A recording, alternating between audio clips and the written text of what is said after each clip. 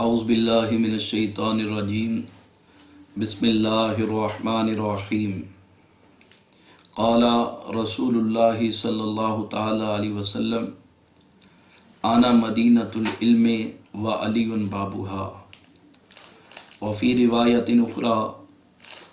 انا دار الحکمت و علی بابها صدق اللہ مولانا العظیم الصلاۃ والسلام علیک یا سیدی یا رسول اللہ وعلی آلک و اصحابک یا حبیب اللہ الصلاۃ والسلام علیک یا شفیع المذنبین وعلی آلک و اصحابک یا رحمۃ للعالمین۔ اہل نظر کی آنکھ کا تارا علی علی، اہل دل وفا کے دل کا سہارا علی علی، اہل نظر کی آنکھ کا تارا علی علی اور اہل وفا کے دل کا سہارا علی علی۔ اعظم یہ مغفرت کی سند ہے ہمارے پاس، ہم ہیں علی کے اور ہمارا علی علی۔ ناظرین محترم، آج کی ہماری گفتگو آقا کریم علیہ الصلاۃ والسلام کی بڑی مشہور حدیث مبارکہ کے متعلق ہے کہ اللہ کے پاک محبوب علیہ الصلاۃ والسلام نے جناب علی المرتضیٰ، آپ کی عظمت اور شان، آپ کی فضیلت و کمال اور بالخصوص حضرت علی المرتضیٰ کے علم کو بیان فرماتے ہوئے ارشاد فرمایا انا مدینۃ العلم و علی بابها۔ فرمایا میرے غلاموں، اللہ کریم نے مجھے جو علم عطا فرمایا ہے، جو معرفت کے خزانے عطا فرمائے ہیں، جو علم و حکمت عطا فرمایا ہے، فرمایا میرے علم کی مثال ایک شہر کی طرح ہے۔ شہر جیسے بہت بڑا ہوتا ہے، فرمایا اسی طرح اللہ نے مجھے بہت زیادہ علم عطا فرمایا ہے، اور فرمایا انا مدینۃ العلم، میں علم کا شہر ہوں، پورا شہر ہوں علم کا۔ اور فرمایا اللہ نے جو مجھے علم عطا فرمایا ہے،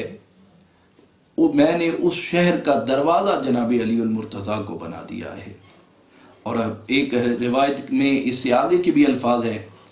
من اراد العلم فلیات بالباب۔ سرکار نے فرمایا میں علم کا شہر ہوں اور علی اس کا دروازہ ہے، اب جس کو بھی علم چاہیے وہ علی کے دروازے سے آئے گا۔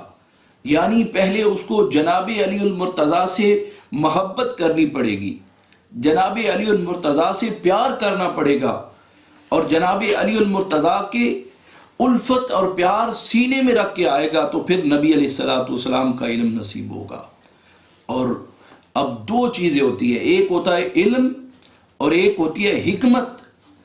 اس میں تو اللہ کے محبوب نے فرمایا اللہ نے جو مجھے علم دیا ہے، میں نے اس علم کے شہر کا دروازہ حضرت علی کو بنایا ہے۔ اور ایک ہوتی ہے حکمت، حکمت کے بغیر علم کا فائدہ نہیں ہوتا ہے۔ تو سرکار نے دوسری حدیث مبارکہ میں فرمایا آنا دار الحکمت، میں حکمت کا شہر ہوں، و علی بابها۔ فرمایا جس طرح میں نے علم کے شہر کا دروازہ علی کو بنایا ہے، فرمایا اسی طرح میں نے حکمت کے شہر کا دروازہ بھی علی کو بنا دیا ہے۔ تو دوستان محترم،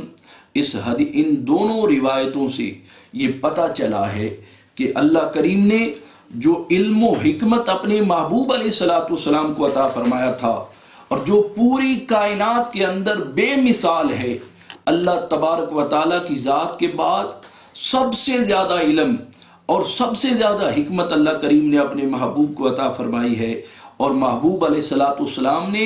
اس علم و حکمت میں سے جس کو سب سے زیادہ حصہ عطا فرمایا، اس ہستی کا نام جناب علی المرتضیٰ ہے۔ اللہ تعالیٰ سے دعا ہے کہ وہ ہم سب کو حضرت علی المرتضیٰ کے اس علم و حکمت میں سے حصہ عطا فرمائے۔